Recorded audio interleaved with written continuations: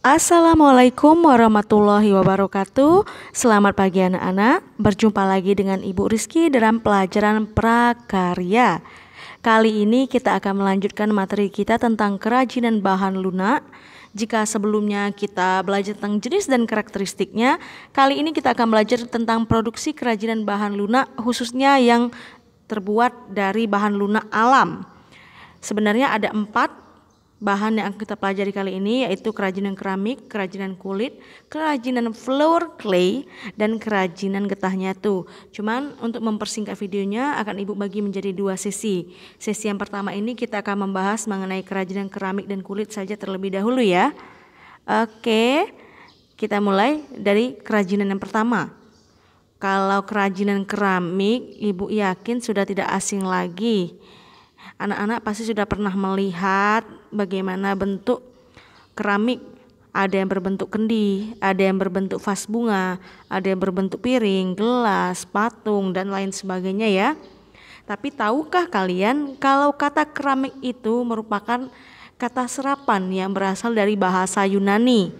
Nah, kita menyebutnya keramik, orang Yunani menyebutnya sebagai kramos, yang artinya benda pecah belah yang terbentuk dari tanah liat yang telah mengalami proses pembakaran.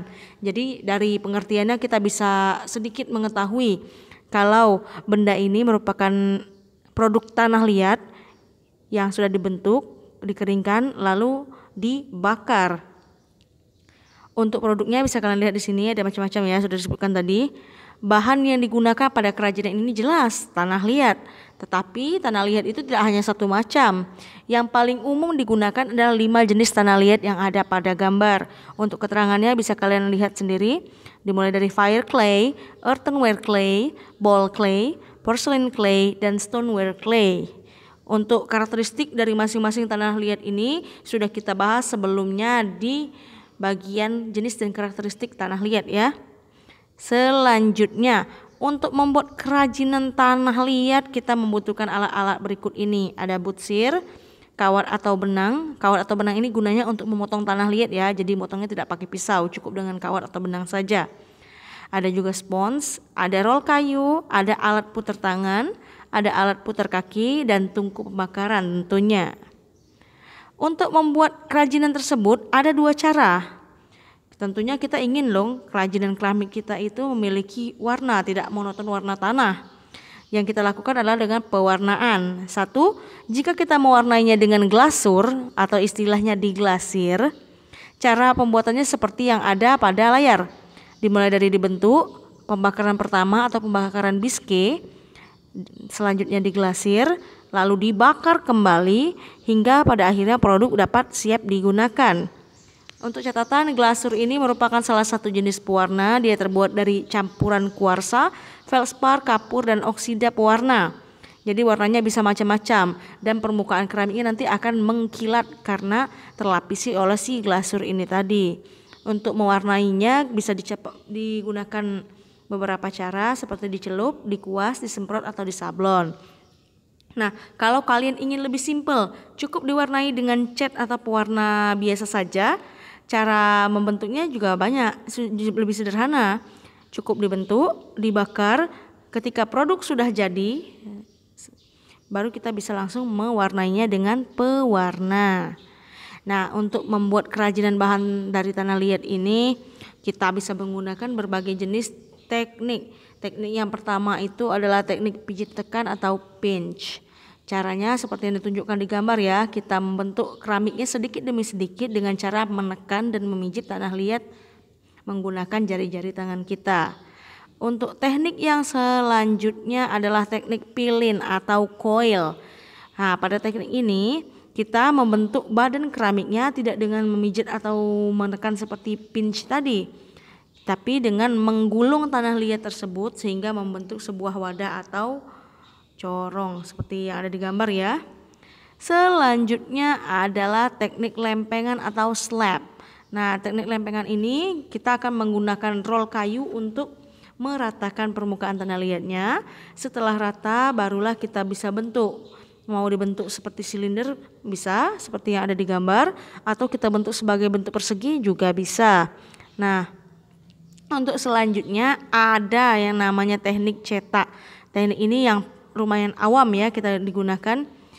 Bisa menggunakan cetak tekan atau press seperti yang ditunjukkan gambar pada layar, atau bisa juga kita gunakan cetak basah dengan teknik cor seperti yang ditunjukkan oleh gambar berikut. Bedanya kalau kita menggunakan teknik press tadi, kita tidak perlu menggunakan air dalam pembuatannya, cukup menekan tanah liat dengan cetakan. Kalau menggunakan cor, kita menggunakan cetakan 3D, lalu kita gunakan tanah liat yang agak sedikit cair, lihat di gambar. Setelah dia mengering baru bisa dibuka cetakannya. Dan teknik terakhir ini mungkin sangat sering dilihat kalau berurusan dengan tanah liat. Sebagian besar mungkin akan mengetahui kalau pembuatannya dengan menggunakan teknik putar. Nah, teknik ini kita menggunakan bantuan alat putar kaki atau kick wheel untuk mendapatkan bentuk yang simetris. Caranya cukup dengan meletakkan tanah liat di atas alat putar, lalu kita membentuknya seiring dengan pergerakan alat tersebut. Untuk selanjutnya adalah kerajinan kulit. Nah, kerajinan ini dihasilkan dari kulit hewan seperti sapi, kambing, kerbau, dan buaya yang dapat dijadikan sebagai dasar kerajinan. Salah satu produk kerajinan kulit yang paling terkenal adalah wayang kulit ya.